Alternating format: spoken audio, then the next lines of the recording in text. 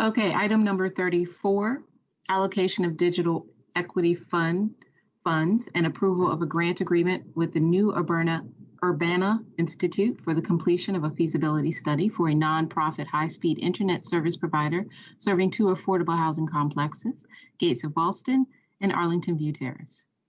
Thank you. Mr. Manager, over to you. Thank you, Madam Chair.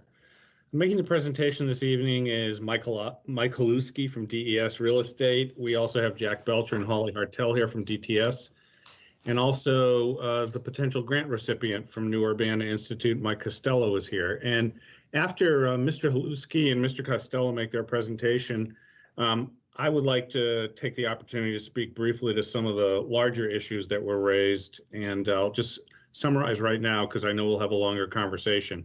I was so excited to hear all the people come out and testify for expanding digital inclusion, because that is what this is all about. And we can have, I think, a really fruitful conversation about the best way to get there, because it's an absolutely worthy goal. So with that, I'm going to turn it over to Mr. Halewski. Thank you. Good evening, members of the board. I'm just going to share my screen. Hopefully that comes up. There it is. Although okay, it's great.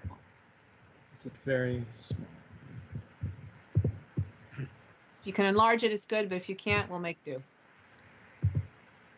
Here we go. So thank you for your time tonight. We'd like to present this to you. This is a grant to New Urbana Institute, which is a nonprofit, and this is for a feasibility study to look at two affordable housing complexes owned by AHC Inc., Gates of Boston and Arlington View Terrace. And the feasibility study is really focused on how New Urbana as a nonprofit could build out a network connection to these two communities and provide high-speed internet, and what those costs associated with it, including what some of the different options might be for how they could construct that network.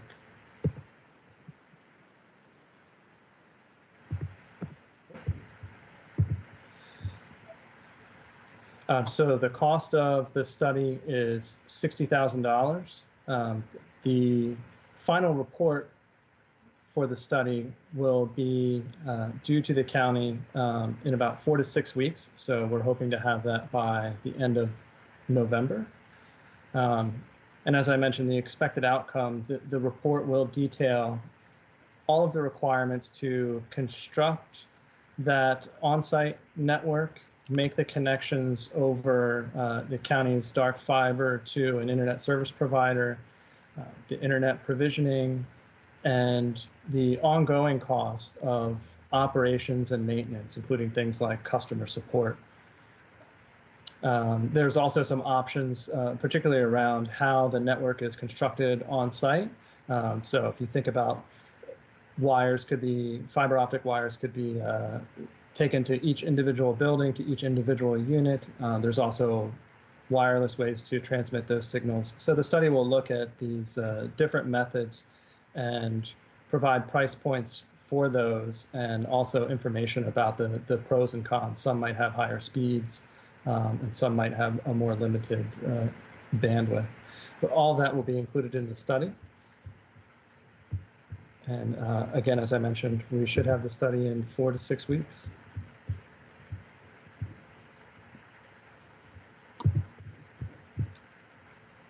All right. And is that it, Mr. Halewski? Yes, ma'am, it is. Okay. Did Mr. Costello want to say anything, or should I turn it over to our manager? I'm happy to say hi. This is Mike Costello. Madam Chair and members of the board, thanks for having me here representing the New Urbana Institute.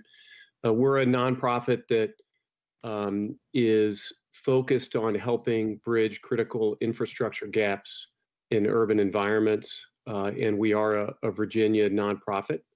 And we're really, really excited to be able to participate in this effort. I think the comment that I would make is it's easy to sort of look at this program as a technology effort that's geared towards connecting let's say, computers and other devices to the internet. But we really view this as much a human question as it is a technology question. What we're really trying to do is bring Arlington County citizens, students into their schoolrooms, and citizens into the 21st century. And part of what we're trying to do is understand how best to accomplish that with this specific group of people. And so that involves more than just sort of figuring out the wiring diagrams and the bandwidth involved and things like that. It also involves making sure that we can train people, that we can create readiness to accept the technology, to use the technology. We also want to look at utilizing people in the neighborhoods in frontline customer service positions because they're going to be more trusted than folks at the end of an 800 number. Those are just sort of examples, but I guess I wanted to sort of offer that as commentary on the types of things we're going to be looking at as part of this study. Thank you very much for your time. Thank you. That's helpful. Mr. Schwartz.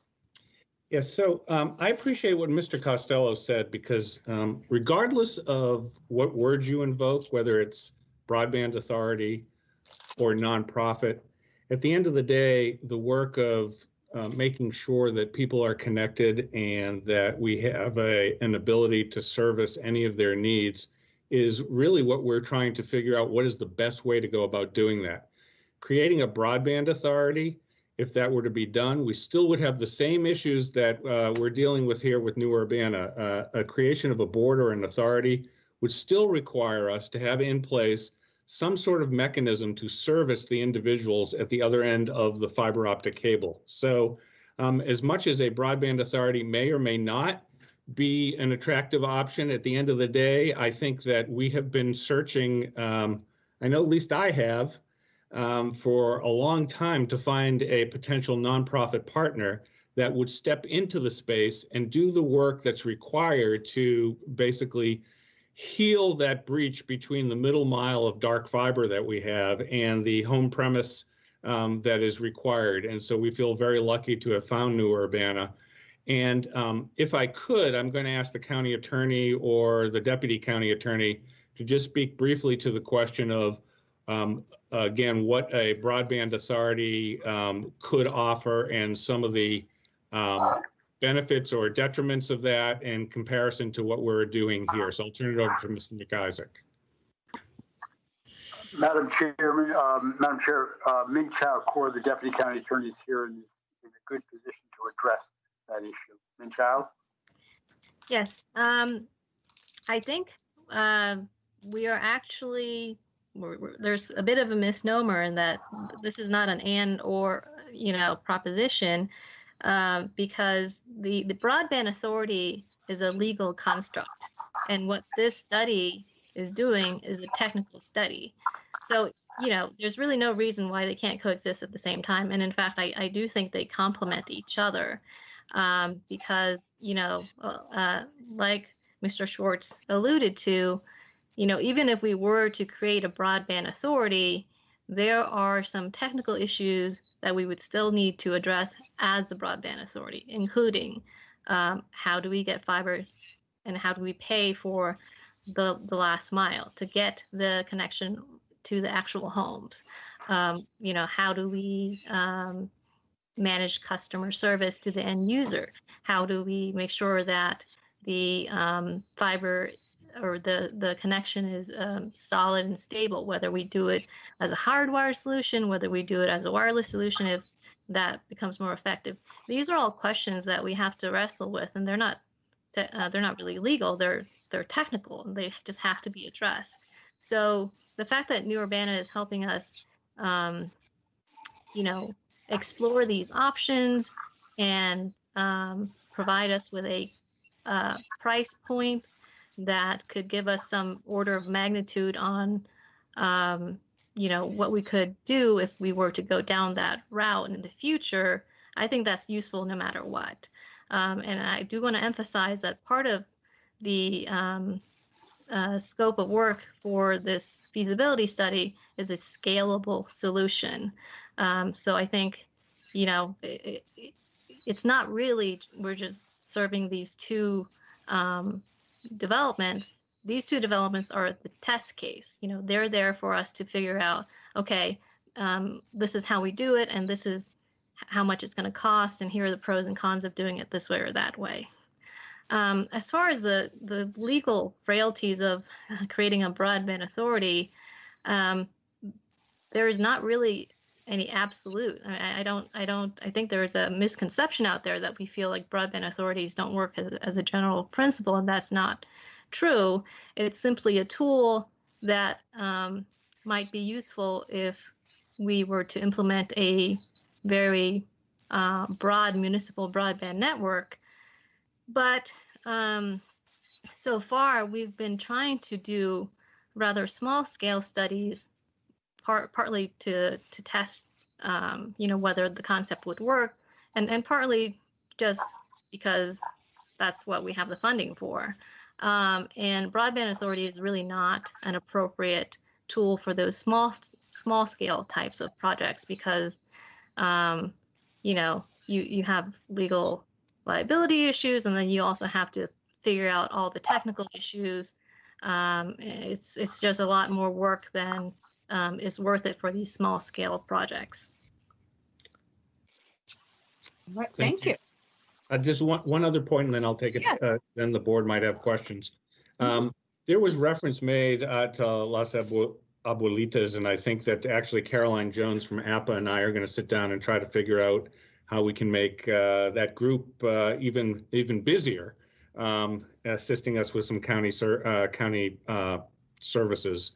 The efforts that we have made that are actually going to be highlighted tomorrow when we have a meeting with the school board. Our Department of Technology Services has worked closely with Arlington Public Schools to stand up a number of Wi-Fi, I call them blasters. I know that's the wrong term, but along where Arlington Mill, along Columbia Pike, and where Randolph Elementary is. And that approach, in each of those cases, we needed to do a study to determine the propagation characteristics of those neighborhoods using a non-wired solution. And they have proven to be, helpful, but it is admittedly a piecemeal solution. That solution alone on both of those places cost approximately somewhere between $1 million and $1.5 million. So as we go about, and even though this is a scalable solution, regardless of what solution you come up with, I don't want anybody to think that somehow creating an authority or providing a grant to a nonprofit will take away from what could be considerable expense. We do have a duopoly. We do have a situation where we would essentially, or someone else would have to build the last mile of what would constitute another utility network. And let me just conclude by saying, absolutely correct. There is no excuse in the year 2020 for anybody to be without broadband service. I think that it is as important a utility as water and electricity. So with that, I turn it back to the board. Thank you very much, Mr. Schwartz, and thank you, everyone. Colleagues, would someone like to make a motion? And then I imagine we will have questions and some comments. But I'm thinking maybe a motion to get us started would be not a bad idea. Sure. Okay, Mr. DeFranti had his hand up first, so I'll let him go, I think, first. You did? Sure. Thank you, Madam Chair. So I will move the county manager's recommendation that we allocate $60,000 in pay-as-you-go funds to the New Urbana Institute to provide a feasibility study for a nonprofit high-speed internet service provider serving 2 affordable housing complexes, Gates of Ballston and Arlington View Terrace. In addition, authorize the county manager to sign a grant agreement, Attachment A, to grant $60,000 to New Urbana Institute under certain terms and conditions subject to approval as to form by the county attorney. Second. Thank you very much. Moved and seconded. Mr. DeFranti, do you want to speak to your motion? Sure. I guess Ms. Kaur's point that this feasibility study doesn't preclude action on the possibility of a broadband authority is what makes this feasibility study, that and the fact that it's how we do this and how we address that, quote, last mile, which is less than a mile in Arlington in every case, but still is a critical piece of getting this done. Those two facts kind of lead me to say that this is a great way to move forward. I'll have questions, but at least we need to start. I would add that this is the immediate stuff is the work we've done, $500,000, and the blasters that, not perfect technical term, but that Mr. Schwartz mentioned. But we have done a lot to address short-term immediate stuff. This is the medium-term to the long-term solution that we want to work on. So for all those reasons, I'm happy to make the motion. Thank you. Colleagues, any other questions? Mr. Dorsey, I'm guessing because you had your hand. Well, go ahead. Thank you, Madam Chair. I'll just make some concluding comments. I appreciate everyone with the thoughtful explanations, and I do appreciate people coming to speak out on this issue tonight, wondering whether this action would obviate any other initiatives that they may be interested in, that they've researched, and I think has been clearly established. Not only is that not the case, this is an essential piece to any broader work that we might be thinking about deploying our fiber to meet those last mile needs. In order to study that seriously, you have to know how you're going to do it technically and what's it going to cost.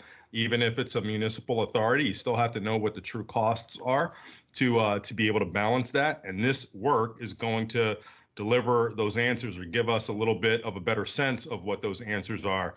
And so whether the solution ultimately is to partner with nonprofits, whether it's the government or some other owner and operator model, this work will be very much a predicate for anything that does come.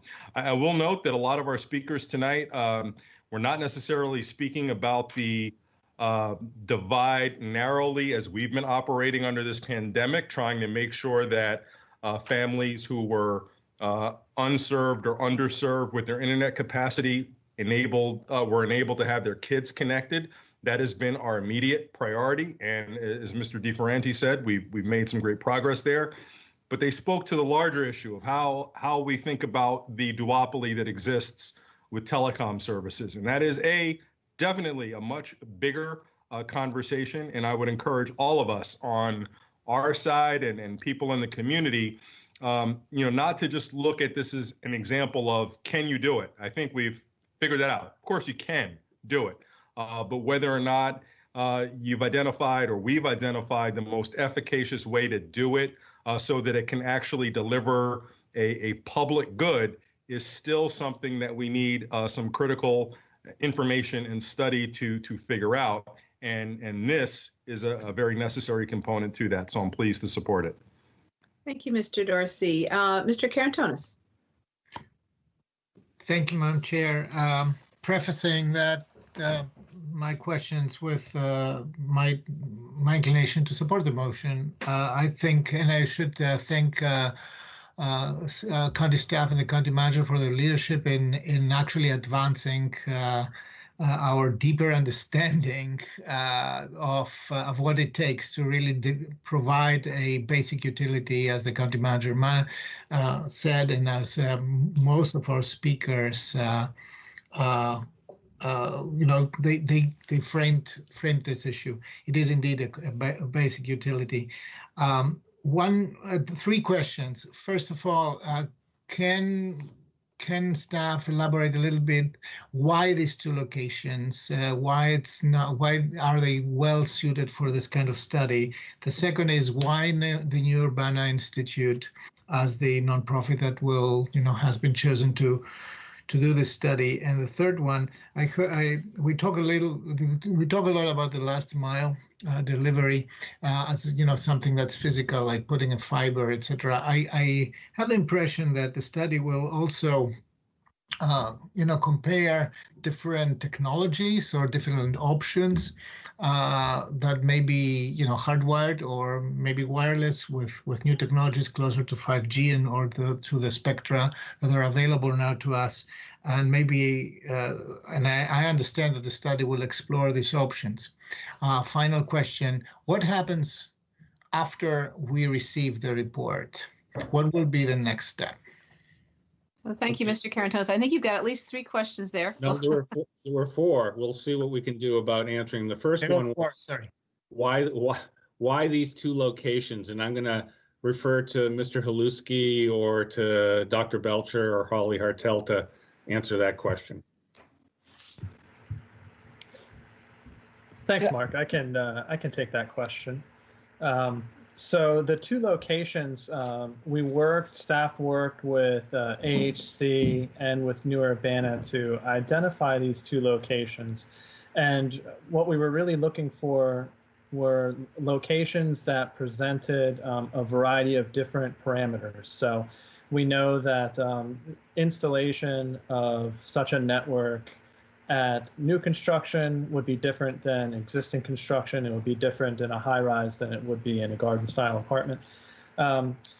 So we have Gates of Ballston, which is a large campus of garden-style apartments, quite a number of buildings over many acres of land. So that presented sort of one opportunity. That's also very close to where the county's existing dark fiber is along Glebe Road.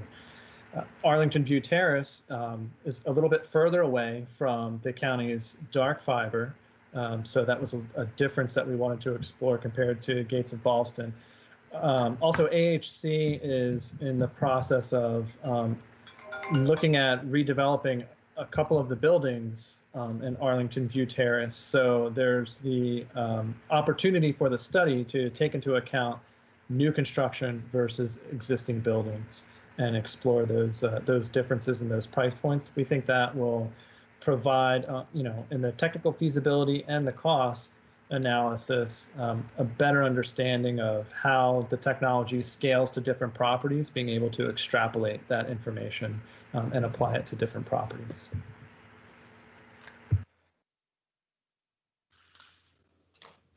Okay, next question. Does that help, Mr. Carantonis? Yes. Next. Yes, thank you very much. Thank you very much. I'm sorry, taking a birthday phone call. I apologize. But the next question was, I'm not sure if there was the next one. It certainly was one of them, which was, are we exploring anything besides just a wired solution? And I think that the answer is yes, but I think I'm going to let either, probably Jack or Holly or Mike go into the details on that. This is Holly Hartel. I can speak to that. As part of the feasibility study, yes, that we are looking at, and New Urbana is going to look at and explore what different types of connectivity can mean. There is, maybe a fiber to the home, but let's be honest, related to that, that's probably very expensive, but we will be looking at that. Or it could be a wireless solution, as there are new technologies that are coming out. I think it only makes sense to look at what options, and I think that's part of the plan. Or is it a hybrid solution? But the understanding of the different types of options will involve different types of costs, will be very helpful for us as we're looking at, I think one of the other questions was what happens next? What we're interested in doing as a county. Before we answer the next question, I wanted to ask if Mike Costello wanted to add anything to that. Yeah, thanks, Holly. It's a great question, and I think what's important for the county to come out of this is the ability to sort of look at this as a project that has multiple answers and multiple price points. And whether you look at this as sort of good, better, best, or simply different ways to go about solving the problem of enabling people with broadband access, I think it's going to be very important for you all to have the data that you need to sort of put things in the right place in the right proportion. And so, when we think about this technically, we think about sort of outside and inside, right? So outside from your dark fiber to the buildings themselves has certain options, and we'll be looking at those. And then inside the buildings also has certain options. And when you combine those, you'll be able to look at different service levels and the price points to be associated with those different service levels. And I think all of that is super, super important for you all to be able to understand. And I think the one other question, and Takis, you're going to have to remind me because I think we may have skipped over one, is what's going to happen with the report when it's done. And so we hope to get it by the end of November, and we will review it. I'm sure that we will have additional questions, and then we will provide a briefing to the board, and also the findings will be available for us to discuss with the community. We'll make the findings that public, and we welcome many of the speakers who attended today to participate in those conversations. What did I miss, Takis? Just a couple of words about why New Urbana Institute. Oh, okay. We will let Mike Haluski talk about his elusive search for a group that could help us. Mr. Haluski. Thank you. Yes. In the spring, Mark asked us to go out and try to find a nonprofit such as New Urbana. So we started talking with, first internally amongst county staff, all of our department directors, to identify existing nonprofits in Arlington who might be able to or be interested in doing this work. And we talked with some folks. We talked with folks at Thrive. EduFuturo came up, and some others. And what we really found was the existing nonprofits in Arlington, they are doing great work. They're serving their constituents with what their core businesses are, but there wasn't really a nonprofit that had the technical expertise for how to build this network infrastructure and connect it to an ISP and operate it. It's something that we really didn't have locally. I was connected ultimately with New Urbana through a group called Connected DMV, which Deputy County Manager Schwartz put me in touch with. He was aware of them through his work with the Council of Governments. So Connected DMV was a group that was a creation of the Board of Trusts and Council of Governments and some other groups that was really looking at how to tackle issues such as this throughout the region. And through Connected DMV, we were put in touch with New Urbana, and other county staff and I started having these conversations with New Urbana and really getting down into the technical weeds. And we were very happy to find them. This is a nonprofit of the principles of which are, all come from the telecom industry. So they have many years of experience between them doing exactly this. So we're very fortunate to have found them, I think. Thank you. All right. Thank you. I think Ms. Crystal hasn't had questions, and I'll circle back around again if that's all right with everybody. Ms. Crystal. Yeah, absolutely. Just a remark. Mr. Costello said something that I think is so helpful, which is that, among other things, the study is going to give us a sense of the cost of delivery. And I would say, to me, we're really looking, at least as I see it, at a couple of questions. And the first is, how do you deliver internet to those who cannot afford a product at all, or a quality product provided on the private market, right? Like, that is, I think, the most important question. And so when we've been tiring ourselves in knots about, I'm really excited to have New Urbana on board. I think you can see the other ways in which we've sort of approximated a solution, whether that is the imperfect MiFis with students, or the network expanders here in Columbia Pike. And so the idea to have either hardwire or a soft solution, but one consistent with affordable buildings, is really exciting about delivering that. And of course, I think I would have a hard time supporting this if I thought this was these two properties were the alpha and omega of our efforts, right? And I think our manager and our DTS team has done an excellent job of explaining that's not at all the case. The other question, and I really want to credit oral fiber with surfacing this, and I think we heard in some of the comments tonight is, even beyond that lower income population for whom this is, just a critical utility for students to connect to classes, for people to connect to telehealth and job opportunities, for everyone else who can afford internet on the private market, is there an interest in an authority? And I think that question really does come down to cost. What is it going to cost to supply it? As an authority, what would be, what kind of product could we reasonably offer? Are Arlingtonians interested in it? Is that product attractive? And if it's not, does it need to be subsidized by the general fund? And to what degree?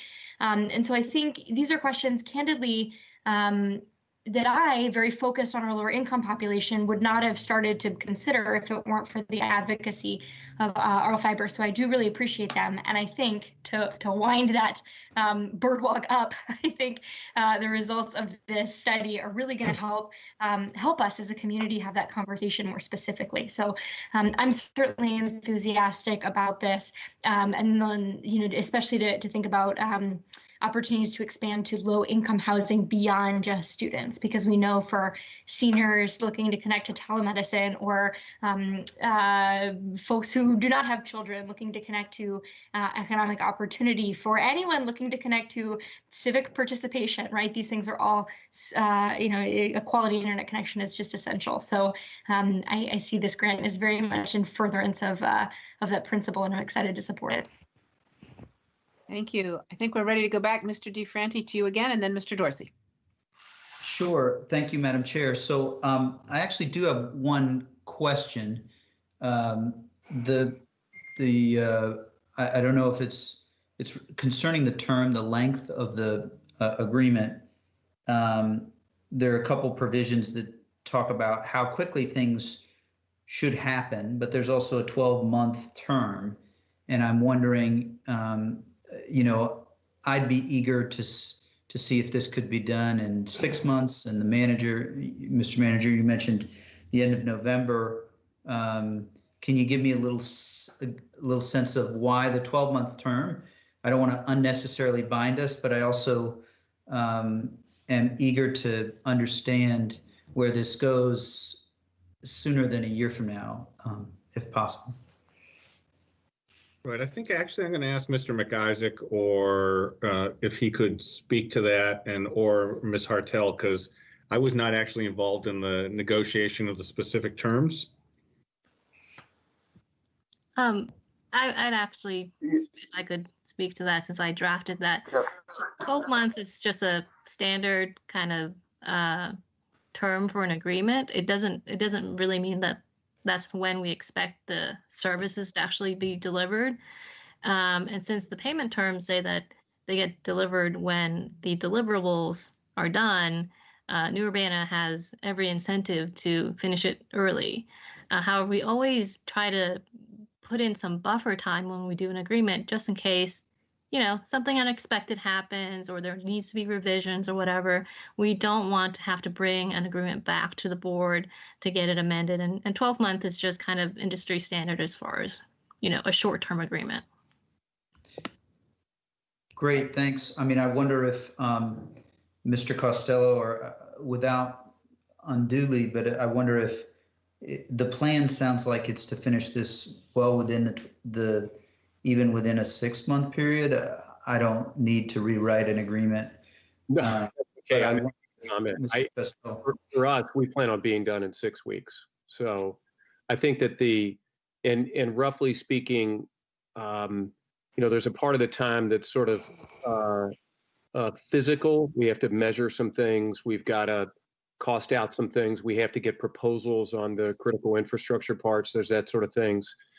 And then there's a bit of time that needs to be spent sort of putting together the answers into a story that can be told, I think is the best way that I would put it. But our plan is to be done towards the end of November, and to be able to present that to you all. And quite frankly, we'll be working with the team, every day during this. And, we're planning on being sort of an open book, and you all will see it when we see it, as soon as you can see it. Yeah, Great, I'd just like to highlight, as Mike was talking about, the plan is to have regular several calls a week to touch base on it, so that, as he's saying, there are no surprises. And if there is a direction that's happening that we need to understand a little bit more or go a slightly different way, we'll be able to dive into that faster instead of waiting to the end of the time period.